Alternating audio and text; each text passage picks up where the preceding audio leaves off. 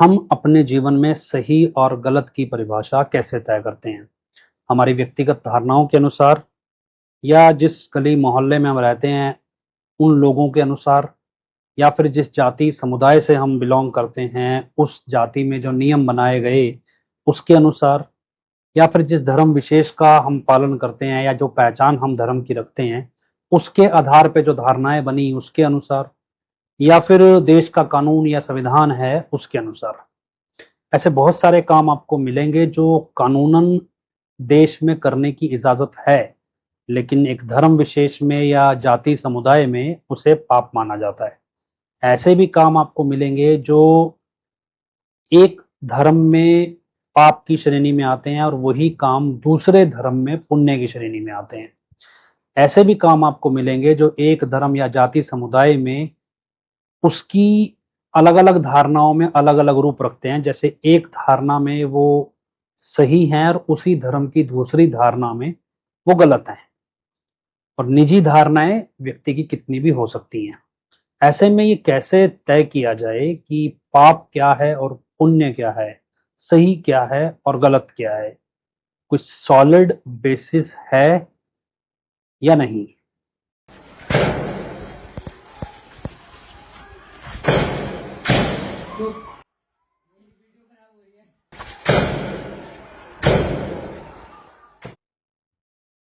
नमस्कार, मेरा नाम डॉक्टर मोहित इंसा है। मैं हरियाणा के सिरसा का रहने वाला हूँ। मैं डेरा सच्चा सौदा के मौजूदा प्रमुख परम पूजनीय संत डॉक्टर गुरमीत राम रहीम सिंह जी इंसा का अनुयायी हूँ और उसी पहचान के तहत ये बोल रहा हूँ। इससे पहले आपने मुझे कई खबरों में, वीडियोस में देखा होगा और मैंने एक वीडियो सीरीज बनाई थी, द डेरा सच्चा सौदा फाइल्स लीगल स्टैंड। मेरा एक कैंपेन है फेथ वर्सेस वर्डिक्ट के नाम से, जिस पर ये सारे वीडियोस हैं। मैं आपसे रिक्वेस्ट करूंगा कि अगर आप ये वीडियो देख रहे हैं या ये वीडियो सीरीज शुरू कर रहे हैं देखना, तो इससे पहले आप द डेरा सच्चा सौदा फाइल्स लीगल स्टैंड के सभी वीडियोस ध्यान से देखें और सुनें और उसका आकलन जरूर करें। उसके बाद आप इस वीडियोस में बोली गई बातों का आकलन सही ढंग से कर पाएंगे। इसके अलावा अगर आप पुराने वीडियोस नहीं देखते हैं और इस वीडियो को लेके इमेच्योर धारणा बना लेते हैं, तो ये आपका निजी फैसला है। मेरी राय है कि आप पहले पुराने वीडियोस देखें। तो शुरुआत इस सवाल से करते हैं कि हमारे बीच सही और गलत की परिभाषा कौन डिसाइड करता है। 25 अगस्त 2017 के दिन डेरा सच्चा सौदा के मौजूदा प्रमुख हजूर संत जी को गिरफ्तार किया गया। इस दौरान पंचकुला और सिरसा में हिंसा हुई। इस हिंसा में हरियाणा पुलिस और पैरामिलिट्री फोर्सेस ने अपनी सरकारी बंदूक की गोलियों से दर्जनों लोगों को मौत के घाट को उतार दिया और ये गोली सीधा सिर में, छाती में, गर्दन में मारी गई थी। सरकारी आंकड़ा जो मौतों का है वो लगभग 42 है, लेकिन जो लोगों का मानना है कि ये आंकड़ा 400 से ज्यादा है। सैकड़ों लोगों को बंदूक की गोलियों से जख्मी भी किया गया, जिनमें से कुछ लोगों की बाद में मौत हुई। और मरने वालों में 80 वर्ष की महिलाओं से लेकर 4 साल के बच्चे तक का नाम आता है। पोस्टमार्टम रिपोर्ट्स इस सारी हत्याओं की पुष्टि करती है। कुछ लोग ये मानते हैं जो हुआ वो बहुत गलत हुआ और कुछ ये मानते हैं जो हुआ वो बहुत सही हुआ। अब गलत क्या है और सही क्या है, इसका डिसीजन कैसे हो? तो एक शायर का शेर है जो कभी शायद संत के रूप में प्रसिद्ध भी हुए। वो शेर है, जननी जने तो भक्त जने, कै दाता कै सूर, नहीं तो रहे बांझ ही काहे गवावे नूर। इसका अर्थ है कि एक माँ किसी बच्चे को जन्म दे तो सबसे अव्वल दर्जे का बच्चा वो होता है जो एक भक्त हो। इसके बाद दूसरी श्रेणी आती है दाता, अर्थात दान करने वाला, परहित मतलब दूसरों का हित चाहने वाला, दूसरों के हित के लिए काम करने वाला परमार्थी व्यक्ति जो होता है वो दूसरी श्रेणी में आता है। और तीसरी श्रेणी में आता है शूर, अर्थात शूरवीर योद्धा जो सच के लिए, सच्चाई के लिए लड़े, सच की सुरक्षा में तैनात रहे। ये तीसरी श्रेणी का आता है। तो ये शायर लिखता है कि अगर माँ इन तीनों में से किसी को जन्म नहीं दे सकती तो बेहतर है कि वो बांझ रहे। क्यों वो किसी ऐरे गहरे बच्चे को जन्म देकर अपने चेहरे का नूर खराब करती है? इस शेर को हजूर संत जी ने थोड़ा बेहतर ढंग से परिभाषित किया है। मीत मां जने तो जने भक्त परमार्थी योद्धा। मीत मां जने तो जने भक्त परमार्थी योद्धा, नहीं तो ना जने जश नूर खत्म ही होगा। अर्थात अगर मां भक्त या परमार्थी या योद्धा को जन्म नहीं दे सकती तो उसका यश और उसका नूर एक दिन खत्म होगा ही होगा। तो अब हम कैसे तय करते हैं कि सही क्या है और गलत क्या है? दरअसल हमारी दौड़ भक्त, परमार्थी और योद्धा बनने की है। और हम ये मानते हैं कि जो भक्त की कैटेगरी में लोग आते हैं वो जो मानते हैं वो सही है। उसके बाद जो परमार्थी कैटेगरी में आते हैं फिर वो जो मानते हैं वो सही है। और उसके बाद जो योद्धा की कैटेगरी में आते हैं वो जो मानते हैं वो सही है। मतलब सबसे परफेक्ट डिसीजन भक्त का है, उसके बाद परमार्थी व्यक्ति का है और उसके बाद किसी योद्धा का है। अगर हम गहराई से आकलन करें खुद का तो हम भक्त, परमार्थी या योद्धा बनने के लिए नहीं दौड़ रहे हैं, बल्कि हम ये बनने के लिए शॉर्टकट इस्तेमाल कर रहे हैं। और हम चाहते हैं कि हमारे ऊपर कोई ये स्टैंप लगा दे कि भाई हम भक्त हैं, या कोई ये स्टैंप लगा दे भी हम परमार्थी व्यक्ति हैं, या ये स्टैंप लगा दे भी हम कोई योद्धा हैं। हम सब ने अपने जीवन में कोई ना कोई लक्ष्य, कोई ना कोई आदर्श परिभाषित कर रखा है अपने तरीके से, और हम सब इस लक्ष्य को अचीव करना चाहते हैं। और इसके 3 तरीके हमने सोच रखे हैं। एक आध्यात्मिक तरीका है, एक संवैधानिक तरीका है, एक हम कह सकते हैं धार्मिक तरीका है। आध्यात्मिक और धार्मिक अलग अलग क्यों है ये हम आगे चर्चा करेंगे। सबसे पहले हम आध्यात्मिक तरीकों में आए तो इसमें हमारा मार्गदर्शक होता है कोई आध्यात्मिक गुरु। ये आध्यात्मिक गुरु कौन होता है? ये वो है जो किसी से आदेश नहीं लेता। ये हम मानते हैं कि ईश्वर से जुड़ा होता है, और ईश्वर जो उसे आदेश देता है वो आध्यात्मिक गुरु सामने वाले को वो आदेश दे देता है, और उस आदेश को मानकर हम अपना जीवन सफल कर सकते हैं, ये हम मानते हैं। अब क्योंकि हमारी दौड़ भक्त, परमार्थी और योद्धा बनने की है, तो आध्यात्मिक तरीकों में जो योद्धा होता है उसका गुण होता है धैर्य, जबकि जो परमार्थी है उसमें धैर्य तो होगा ही होगा और उसके साथ साथ उसमें संतोष भी होगा। और अगर हम भक्त की कैटेगरी में आ जाएं तो उसमें धैर्य भी होगा, संतोष भी होगा, और इस सबसे बढ़कर दीनता और नम्रता भी होगी। अगर हम अपने आप को गहराई से पढ़ें तो ये महसूस करेंगे कि हम कहीं ना कहीं दुनिया की निगाह में महान बनना चाहते हैं। दूसरे शब्दों में यूं कहें भी हम अपनी महानता का सम्मान सामने वाले की निगाह में देखना चाहते हैं। इतिहास के दृष्टिकोण से देखें तो भक्त की कैटेगरी में कुछ नाम बड़े प्रसिद्ध हैं। जैसे हिंदू धर्म में अगर आए तो महर्षि दधीची का नाम बड़ा प्रसिद्ध है, और हनुमान जी का है रामायण में जो आते हैं, या भरत हैं उनका नाम आता है। अगर हम मुसलमानों में आए तो हजरत बिलाल हैं, इब्राहिम अदम आते हैं भक्तों की श्रेणी में। अगर हम सिख धर्म में आते हैं तो इसमें भाई लैणा जी, भाई घनैया, भाई मंझ, ये ऐसे नाम हैं जो बहुत प्रसिद्ध हैं भक्तों के तौर। अगर हम परमार्थी लोगों को गिने तो इस श्रेणी में कुछ नाम प्रसिद्ध हैं, जैसे दानवीर करण हुए, या फिर टोडरमल हुए जो जिन्होंने बहुत पैसा दान किया मुगल शासन में, या फिर समाज सेवी लोग हैं जो अपनी कमाई का हिस्सा दान करते हैं। एक और नाम आता है जैसे भाई रूपचंद जो सिख इतिहास में नाम लिया जाता है। तो ऐसे बहुत से नाम हैं जो परमार्थी लोगों में आते हैं। और योद्धा की कैटेगरी में देखें तो जैसे लक्ष्मण जी हैं वो योद्धा की कैटेगरी में आते हैं, या फिर सिख इतिहास में 5 प्यारे जो हैं ये योद्धा की कैटेगरी में आते हैं, या फिर खालसा फौज के जो सैनिक हैं उनको योद्धा माना जाता था। तो आध्यात्मिक नजरिए में ये है। अगर इनको सामूहिक तौर पे देखें तो इनमें एक गुण अवश्य मिलेगा कि जितने भी ये लोग हैं ये अपनी पहचान बनाने के लिए नहीं दौड़े कभी भी। इन्होंने अपनी पहचान को अपने गुरु को समर्पित किया, और गुरु की पहचान बड़ी बने या गुरु की महानता गाई जाए, इसके अनुरूप इन्होंने काम किया, इसलिए इनको महानता की कैटेगरी में गिना जाता है। इनकी महानता के जरिए इनके आध्यात्मिक गुरुओं की महानता इस रूप में आंकी जाती है कि इनके गुरुओं ने इनके जरिए कुछ ऐसे असाधारण कार्य सिद्ध किए जो इस सृष्टि में ईश्वर के अस्तित्व को मजबूती प्रदान करते हैं। अब क्योंकि ये अपनी पहचान को अपने गुरु को सौंप देते हैं, तो गुरु अपने तरीके से इनकी पहचान को इतना बड़ा बना देता है जो युगों युगों तक याद रखी जाती है। यही कारण है कि आज भी लोग सच्चे आध्यात्मिक गुरु की तलाश करते रहते हैं और वो उनकी शरण में जाना चाहते हैं ताकि वो गुरु उनके जरिए भी कोई असाधारण कार्य सिद्ध करे और फिर वो भी इस पृथ्वी पर ईश्वर के अस्तित्व को मजबूती प्रदान करें और युगों युगों तक उनकी महानता को भी याद रखा जाए।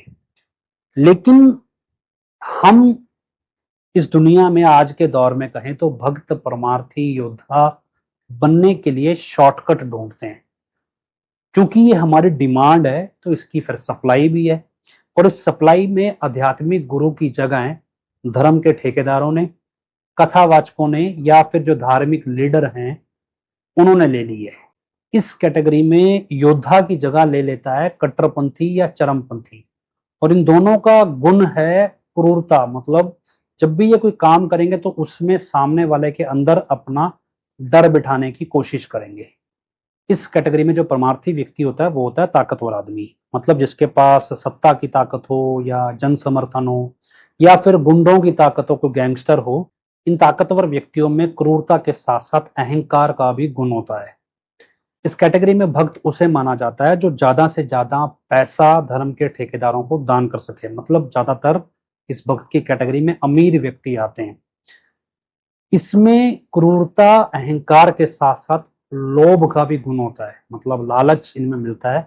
क्योंकि जो पैसा ये धर्म के ठेकेदारों को देते हैं तो धर्म के ठेकेदार ये नहीं देखते भी इस पैसे को कमाने का सोर्स क्या है। इस कैटेगरी में जो कट्टरपंथी व्यक्ति है वो गुलाम होता है जो समाज में धर्म के ठेकेदार का डर बिठाता है। जो ताकतवर व्यक्ति है वो धर्म के ठेकेदार को सम्मान दिलवाता है, और जो अमीर व्यक्ति है वो पैसा दिलवाता है। जो धर्म के ठेकेदार की ये रिक्वायरमेंट्स पूरी करते हैं, इनको धर्म के ठेकेदार भक्त, परमार्थी और योद्धा की स्टैंप लगा के एक प्रमाणित सम्मानजनक व्यक्ति घोषित करते हैं। लेकिन इतिहास साक्षी है, ऐसा कोई भी व्यक्ति आज तक महान बन नहीं पाया है। लेकिन क्योंकि ये हमारी डिमांड है तो इसकी सप्लाई करने के लिए धर्म के ठेकेदारों ने ये फॉर्मूला अपनाया हुआ है। इसे एक एग्जाम्पल से समझिए कि एक बहुत बड़ा बिजनेसमैन है जिसने अपने घर के एक फंक्शन में बड़े बड़े धर्म के ठेकेदारों को बुलाया, उनके लिए प्राइवेट प्लेन्स भेजे, बहुत पैसा उन्हें दान किया और ये सभी धर्म के ठेकेदार वहां आए। इसके साथ साथ उसने ताकतवर लोगों को भी बुलाया, ये ताकतवर लोग भी आए। और क्योंकि ये जो अमीर व्यक्ति है ताकतवर लोगों को भी पैसा देकर अमीर बनाता है या सत्ता की कुर्सी पे बिठाता है, तो ये ताकतवर लोग इस धर्म के ठेकेदारों के पास आए और उनको सम्मान देने लगे, जिससे धर्म के ठेकेदारों का सम्मान बढ़ा होता है। अब क्योंकि बुलाया किसने है? अमीर व्यक्ति ने। अमीर व्यक्ति अपने पैसे से ताकतवर व्यक्ति से धर्म के ठेकेदारों का सम्मान करवा रहा है। क्योंकि हम भी ये सम्मान पाना चाहते हैं, ये हमारी डिमांड है, लेकिन ना तो हमारे पास ताकत है ना हमारे पास उस गिनती में पैसा है कि धर्म का ठेकेदार हमारे घर पे आकर बैठकर हमें ये सम्मान दे। तो ऐसे में हम धर्म के ठेकेदारों की गुलामी करते हैं, और वास्तव में ये गुलामी धर्म का ठेकेदार हमसे अमीर व्यक्ति की करवाता है, और फिर अमीर व्यक्ति की रिक्वायरमेंट के बेसिस पे वो हमें कट्टरपंथी बनाता है या चरमपंथी बनाता है। इसके बाद वो हमसे धर्म के नाम पे किसी ना किसी तरह का अपराध करवाएंगे। इस अपराध के कई रिजल्ट होते हैं। या तो हम जेल में जाते हैं, जब हम जेल में जाते हैं तो हमें थोड़ा बहुत बैकअप मिलता है, कानूनी बैकअप मिलता है, और हम जेल से एक गैंगस्टर बन के निकलते हैं। या फिर मारे जाएंगे तो हमें शहीद का तगमा मिल जाएगा। या फिर अगर हमारी बुद्धि जाग गई या हमें समझ आ गया भी हमारा इस्तेमाल कैसे हुआ है, तो फिर हम पे धर्म के गद्दार का, देशद्रोही का टैग लग जाएगा। और उसके बाद जब हम सच सामने लाने के लिए संघर्ष करेंगे तो हमारे ही देश या समाज का दुश्मन हमें आतंकवादी बनाकर इस्तेमाल करेगा। तो ये प्रोसेस जो है धर्म के ठेकेदारों का, ये फाइनली या तो हमें गैंगस्टर बनाएगा, या फिर हमें आतंकवादी बनाएगा, या फिर हमें मार देगा। ये हमारे डिमांड है भी हमें क्या बनना है। अगर हम अमीर बन जाते हैं या फिर हम ताकतवर बन जाते हैं, तो हम मतलब कह सकते हैं परमार्थी और भक्त की श्रेणी में आ पाएंगे, या यूं कहें भी धर्म का ठेकेदार तब हम पे ये वाले स्टैंप लगाएगा। आपको सुनने में अजीब लगेगा, लेकिन गहराई से अपने जीवन का आकलन करके देखिए। जब आप किसी धार्मिक व्यक्ति के पास जाते हैं तो आप उससे एक्सपेक्ट क्या करते हैं? आप उसे 100 रुपए की जगह 1000 रुपए दीजिए, वो आपको बहुत बड़ा भक्त मानेगा। और जिसकी कैपेसिटी 1000 वाली है, उसको 1 लाख रुपए दीजिए, वो आपको उससे भी बड़ा भक्त घोषित करेगा। मतलब जितना आप पैसा देते चले जाएंगे उतने बड़े भक्त हैं। जितनी ताकत आप धर्म के ठेकेदार को संरक्षित करने में लगा देंगे, उतने बड़े आप परमार्थी व्यक्ति हैं। और जितने ज्यादा आप गुलाम बनेंगे धर्म के ठेकेदारों के, उतने ज्यादा वो आपको योद्धा की कैटेगरी में गिनेगा। और अगर आप मूर्ख हैं और समर्पित हैं उस ठेकेदार को, तो एक ना एक स्टेज पे वो आपका इस्तेमाल अपराध करने में करेगा ही करेगा। ये इस दुनिया का असूल है, और ये आप समाज में देखेंगे, ये चल रहा है। इसे सरल शब्दों में समझिए, कोई व्यक्ति कितना भी अमीर क्यों ना हो, कितना भी ताकतवर क्यों ना हो, कितना भी धर्म के प्रति कट्टरवादी क्यों ना हो, लेकिन समाज उसे महान नहीं मानता। अब क्योंकि ये सब लोग अपने अपने तरीके से सामने वाले की निगाह में अपनी महानता का सम्मान देखना चाहते हैं, तो इन्होंने अपने लिए धर्म के ठेकेदार पैदा किए हैं बेसिकली। और धर्म के ठेकेदार इन पे भक्त परमार्थी योद्धा होने की स्टैंप लगाते हैं। और इसमें धर्म के ठेकेदार का स्वार्थ यह है कि दुनिया उन्हें आध्यात्मिक गुरु के रूप में स्वीकार करे, और जिस तरह एक आध्यात्मिक गुरु का आदेश ईश्वर का आदेश समझकर मानती है, उसी तरह माने। अब आध्यात्मिक गुरु और धर्म के ठेकेदार में एक बेसिक डिफरेंस ये है कि आध्यात्मिक गुरु के सामने चाहे कितना भी अमीर व्यक्ति हो, कितना भी ताकतवर हो, कितना भी कट्टरवादी हो, वो सबको एक ही तराजू में तोलते हैं। उन्हें किसी भी तरह से प्रभावित नहीं किया जा सकता, उन्हें किसी भी तरह से आदेश नहीं दिया जा सकता, डराया नहीं जा सकता। और आध्यात्मिक गुरु कभी भी हैरान नहीं होता, वो सिर्फ और सिर्फ ईश्वर से आदेश लेता है, इसलिए वो आध्यात्मिक गुरु है। जबकि धर्म का ठेकेदार एक कलेक्टिव डिसीजन लेता है, वो सामाजिक धारणाओं के हिसाब से अपना डिसीजन बदलता रहता है। और जरूरी नहीं है कि उसका डिसीजन स्थायी रहे, एक बार डिसीजन लेने के बाद वो अपना डिसीजन वापस ले भी लेता है। लेकिन आध्यात्मिक गुरु जो है वो वास्तव में ईश्वर का एक तरह से रिप्रेजेंटेटिव है, और वो जो आदेश या बोल देगा वो ईश्वर का आदेश है, और वो ब्रह्मांड पलटने की स्थिति में भी बदला नहीं जाएगा। इसलिए आध्यात्मिक गुरु को अलग कैटेगरी में गिनते हैं, और धर्म के ठेकेदार या धर्म प्रचारक को या फिर कथावाचकों को हम अलग कैटेगरी में गिनते हैं। अगर हम किसी देश में रहते हैं जहां पे कोई एक धर्म प्रमुखता से चलता है और हम उस धर्म के कट्टरवादी हैं, तो हमें उस देश में योद्धा की कैटेगरी में गिना जाएगा। लेकिन अगर हम उसी देश में किसी अल्पसंख्यक समुदाय या धर्म के कट्टरवादी हैं, तब हमें कट्टरपंथी, चरमपंथी, अंधभक्त या गुंडों की श्रेणी में रखा जाएगा। और अगर हम अल्पसंख्यक समुदाय के कट्टरवादी हैं और किसी और देश में हैं, तो इस देश में हमें आतंकवादी माना जाएगा।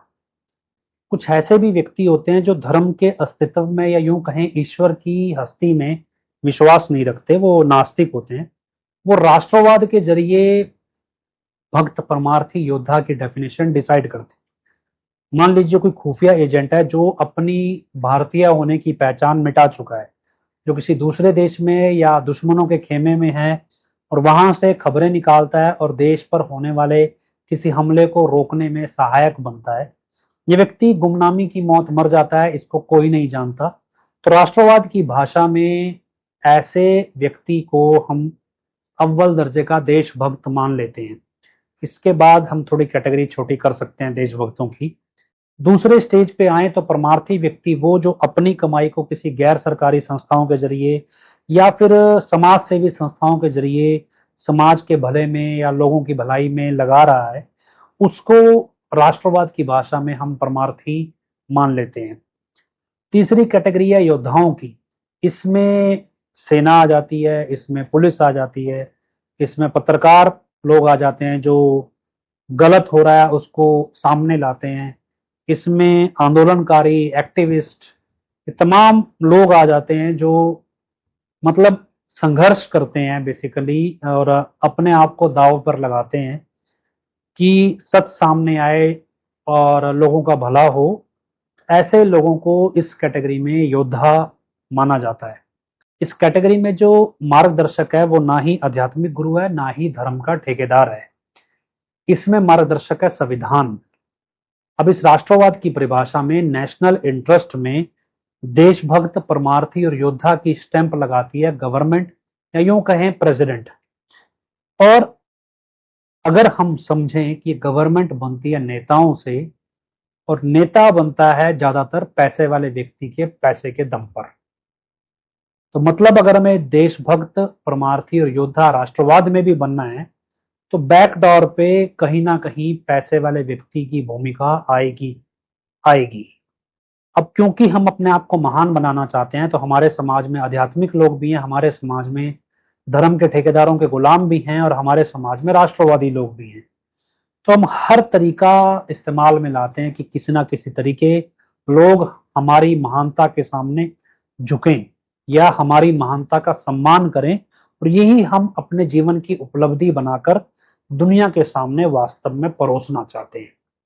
इसलिए हमारे बहुत सारे चेहरे हैं। जब हम आध्यात्मिक कैटेगरी में जाते हैं तब हम अपने आप को यूं दिखाते हैं कि हम गुरु पे समर्पित हैं। जब हम धर्म के ठेकेदारों की कैटेगरी में जाते हैं तो वह हम पैसा और ताकत के जरिए बड़ा बनना चाहते हैं, या फिर कट्टरपंथी बन के अपने आप को योद्धा सिद्ध करना चाहते हैं। और यदि हम राष्ट्रवाद की कैटेगरी में आए तो फिर हम झंडा फहरा के, झंडे को सल्यूट करे के, या देशभक्ति की, या संविधान की, मानवाधिकारों की बड़ी बड़ी बातें करके अपने आप को योद्धा, परमार्थी या भक्त सिद्ध करने की कोशिश करते हैं। हम अपने इतिहास से ये सीखते हैं कि जो धर्म सत्ता, न्याय और नैतिकता को एक सूत्र में पिरो दे और इसके अनुसार सामाजिक मर्यादा को डिफाइन कर दे, वो एक आम आदमी नहीं होता, वो कोई अवतारी व्यक्ति होता है। क्योंकि ऐसा करने के लिए जिस स्तर का आत्मविश्वास, धैर्य, संतोष, दीनता, नम्रता हमारे बीच होनी चाहिए, वो हम मानते हैं कि सिर्फ एक अवतारी व्यक्ति में ही संभव है, वरना ये संभव नहीं है। इतिहास में हम देखते हैं कि सत्ता के शिखर पर बैठा व्यक्ति धर्म के ठेकेदारों के आश्रय खुद को अवतार सिद्ध करने की दिशा में दौड़ता है, और वो अपने ही तौर तरीकों से सामाजिक मर्यादाओं को परिभाषित करना चाहता है। और इस दौड़ में उसका सामना कभी ना कभी किसी न किसी आध्यात्मिक गुरु से अवश्य होता है, और फिर वो आध्यात्मिक गुरु को झुकाने का प्रयास करता है ताकि उसे झुकाकर वो खुद सबसे बड़ा अवतार खुद को सिद्ध कर सके। इसमें परफेक्ट एग्जाम्पल हम देखते हैं औरंगजेब का, जो श्री गुरु तेग बहादुर जी और श्री गुरु गोविंद सिंह को झुकाना चाहता था, लेकिन अंततः उसे झुकना पड़ा और उसे ये मानना पड़ा कि जो वो जिंदगी जी रहा है वो पाप की जिंदगी है, और इस आत्मग्लानि के बोझ ने उसके साम्राज्य को खत्म कर दिया। आज के दौर में धर्म के ठेकेदार व दक्षिणपंथी नेता अधर्म के जरिए अपने द्वारा तय किए गए लक्ष्य को प्राप्त करके उसे धर्म की जीत के रूप में प्रस्तुत करके खुद को अवतार सिद्ध करना चाहते हैं। धर्म का ठेकेदार कट्टरपंथियों की ताकत के आश्रय खुद को नेता से बड़ा सिद्ध करने की दौड़ में दौड़ रहा है, और नेता सत्ता की ताकत के आश्रय खुद को धर्म के ठेकेदार से बड़ा सिद्ध करने की दौड़ में दौड़ रहा है। और इन दोनों को जो नचा रहा है वो व्यक्ति जिसकी जेब में पैसा है। इस कशमकश में सत्ता में बैठा नेता राष्ट्रवाद की तर्ज पे और धर्म का ठेकेदार धर्म की तर्ज पे भक्त, परमार्थी, योद्धा की स्टैंप बांटता फिर रहा है। अब नेता धर्म के ठेकेदारों द्वारा बनाए गए महान व्यक्ति को नीचा दिखा रहा है, और धर्म का ठेकेदार नेता द्वारा महान बनाए गए व्यक्ति को नीचा दिखा रहा है। मतलब दोनों की रेस अपने आप को अवतार सिद्ध करने की दौड़ में है। और ऐसे में अगर आम लोग किसी आध्यात्मिक गुरु को या आध्यात्मिक व्यक्ति को महान मान लें तो वहां ये नेता और ये धर्म का ठेकेदार दोनों मिलकर उस आध्यात्मिक व्यक्ति को खत्म करने के लिए बड़े से बड़ा अधर्म करने से नहीं चूकते। हालात ऐसे हैं कि महानता का फर्जी तगमा हासिल करने के लिए संवैधानिक तरीके से न्याय को परिभाषित करने वाले बड़े बड़े न्यायाधीश भी अपने पूजा पाठ को या अपनी समाज सेवा को बढ़ा चढ़ाकर बताने लगे हैं चोर साधु के रूप में है और देशद्रोही देशभक्त के रूप में है। ऐसे में जो वास्तविक भक्त है या वास्तविक देशभक्त है या वास्तविक परमार्थी व्यक्ति है या योद्धा है, उसमें हमें आतंकवादी दिखाई देने लगा है, उसमें हमें देशद्रोही दिखाई देने लगा है। झूठ के शोर में सच्चा व ईमानदार व्यक्ति अपनी सच्चाई और ईमानदारी को बचाने का संघर्ष कर रहा है।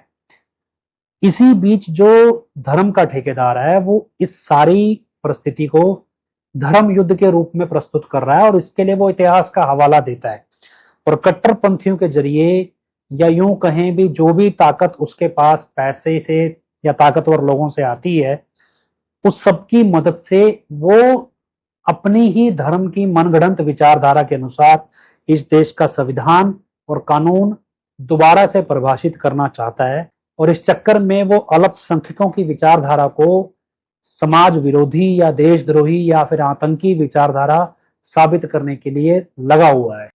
ऐसे में हम सही और गलत की परिभाषा कैसे तय करेंगे? किसी धर्म के ठेकेदार के जरिए या फिर कोई ताकतवर सत्ताधारी है उसके जरिए या फिर समाज में मोहल्ले में हमारी जो विचारधारा है उसके जरिए या फिर हमारी जो पर्सनल जरूरतें हैं भी आज हमारी जरूरत है कि हमें संघर्ष करना चाहिए तो आज संघर्ष में जो हिंसा करने वाले व्यक्ति हैं उन्हें हम सही मान लेंगे और जब हमें संघर्ष की जरूरत नहीं है तो कोई दूसरा संघर्ष कर रहा है उसमें कोई हिंसा कर रहा है तब हम उसको गलत मान लेंगे। मतलब हमारे पास कोई डेफिनेटिव पैरामीटर है कि इस पैरामीटर के तहत ये व्यक्ति या ये काम सही है और ये काम गलत है। चलिए हम धर्म को एक बार एक तरफ रख भी दें, हम राष्ट्रवाद के तरीके से आए तो क्या आप देश को डिफाइन कर सकते हैं भी देश क्या है, एक कंट्री की डेफिनेशन क्या है? देश के जरिए आप देशभक्ति को डिफाइन कर सकते हैं भी देशभक्ति क्या है या फिर देश की सुरक्षा क्या है? हम इस तरह समझें भी देश एक जमीन का टुकड़ा है इस धरती पे और इसकी सुरक्षा में तैनात जो लोग हैं वो देश की सुरक्षा कर रहे हैं। वो किस चीज की सुरक्षा कर रहे हैं? वो जमीन की सुरक्षा कर रहे हैं या फिर वो देश के संसाधन जो इंफ्रास्ट्रक्चर है उसकी सुरक्षा कर रहे हैं या फिर देश के जो नेता हैं सरकारी लोग हैं उनकी सुरक्षा कर रहे हैं, मतलब व्यवस्था की सुरक्षा कर रहे हैं या फिर देश के नागरिकों की सुरक्षा कर रहे हैं? और स्पेसिफिक जाए तो क्या देश के नागरिकों के सम्मान की सुरक्षा कर रहे हैं? मतलब हम अगर देशभक्ति को या देश की सुरक्षा को डिफाइन करें तो इन कैटेगरी में डिफाइन करेंगे। अब एक समय में पाकिस्तान की जमीन हमारे देश की जमीन थी, लेकिन आज उस जमीन की रक्षा में अगर हमारे देश का व्यक्ति खड़ा होगा तो वो देश का दुश्मन मान लेंगे हम। तो देश की जमीन देश के दायरे में जो आती है उसी की रक्षा ही देशभक्ति की कैटेगरी में आएगी, दूसरी नहीं आएगी। मतलब अगर कोई व्यक्ति हमारे देश की जमीन कब्जाए तो वो देश का दुश्मन है, देश का रक्षक उसे मारने के लिए तैयार होना चाहिए। लेकिन यही जमीन किसी दूसरे देश के लिए अगर हमारे देश में हमारे देश का नागरिक ही कब्जाए तो वो देशद्रोही क्यों नहीं होता? अगर ये देश की रक्षा सरकारी लोगों की रक्षा के लिए है तो फिर लोकतंत्र में जनता देश की मालिक कैसे हुई? मालिक तो सरकार हुई। अगर ये सेना ये सब देश के नागरिकों की सुरक्षा के लिए है तो अगर देश का सैनिक या देश का रक्षक बिना वजह किसी नागरिक को मार दे तो वो देशद्रोही क्यों ना माना जाए? लेकिन ऐसा होता नहीं है। आपने कितने ऐसे केस सुने होंगे जहां पे पुलिस या सेना के लोग किसी निर्दोष व्यक्ति को मार देते हैं और ये साबित हो भी जाता है लेकिन उन्हें देशद्रोही नहीं माना जाता, जबकि वो ऐसी हत्याओं से देश के नागरिकों में देश के कानून के प्रति अविश्वास और असुरक्षा का भाव पैदा करते हैं। अब अगर हम आ जाएं कि देश के नागरिकों के सम्मान की सुरक्षा के लिए ये सब कुछ है तो हम ये कहते हैं भी महिला का सम्मान सबसे ज्यादा प्रोमिनेंट है क्योंकि वो जीवन देने वाली है, जन्म देने वाली है, हर रूप में वो मां का दर्जा रखती है। तो सोचिए अगर इस देश में देश का सैनिक या देश का रक्षक ही इस सम्मान को भंग करने लगे तो क्या वो देशद्रोही की कैटेगरी में नहीं आएगा? दूसरा, इस देश में जो लोग देश की महिलाओं से वेश्यावृत्ति जबरदस्ती करवाते हैं वो देशद्रोही क्यों नहीं माने जाते? अगर इन सबसे हटके कहें भी ये देश की रक्षा, देश के कानून या संविधान की रक्षा के लिए है, तो अगर देश का सैनिक या इस कानून का रक्षक ही इस कानून को तोड़ के देश के नागरिकों में डर बिठाने लगे, देश के नागरिकों को मारने लगे, तो क्या उसे आतंकवादी या देशद्रोही नहीं माना जाना चाहिए? लेकिन अब अगर हम देश के संविधान और कानून को समझने की कोशिश करें तो जो भी कैटेगरी वास्तव में देशद्रोह की कैटेगरी में होनी चाहिए और ये अपराध बड़े बड़े स्तर के लोग ही कर सकते हैं, उन्होंने कानून को इस रूप में डिफाइन किया है कि अगर आप देश की महिलाओं को वेश्यावृत्ति करने के लिए मजबूर कर दें तो इसकी सजा कम है, लेकिन अगर आप किसी महिला का रेप कर दें तो इसकी सजा ज्यादा है। मतलब एक महिला का आप सारी जिंदगी रेप करवाएं तो सजा कम है और एक महिला का एक बार रेप करें तो सजा ज्यादा है, क्योंकि ये रेप करवाने वाले व्यक्ति बड़े ताकतवर लोग हैं। तो इन्होंने कानून इस ढंग से बनाया है कि इसमें सजा कम होनी चाहिए। अगर देश का रक्षक देश के नागरिक को मार दे तो उसकी सजा उतनी नहीं है जितनी एक आम नागरिक की हत्या कर दे उसमें है। मतलब अगर सत्ता अपनी ताकत से देश के नागरिकों को मरवा दे तो उसको वो सजा नहीं मिलती जो सजा एक आम नागरिक दूसरे नागरिक को मार देता है उसको मिलती है। अब जब हम 25 अगस्त 2017 की बात करते हैं उसमें जो हुआ उसे हम संवैधानिक या कानूनी तरीके से पढ़ें, धार्मिक तरीके से पढ़ें, नागरिकों की सुरक्षा के तरीके से पढ़ें, नागरिकों के सम्मान के तरीके से पढ़ें या देश की सुरक्षा के तरीके से पढ़ें, हर तरीके से इस घटना को अंजाम देने वाले लोग आतंकवादी और देशद्रोही हैं।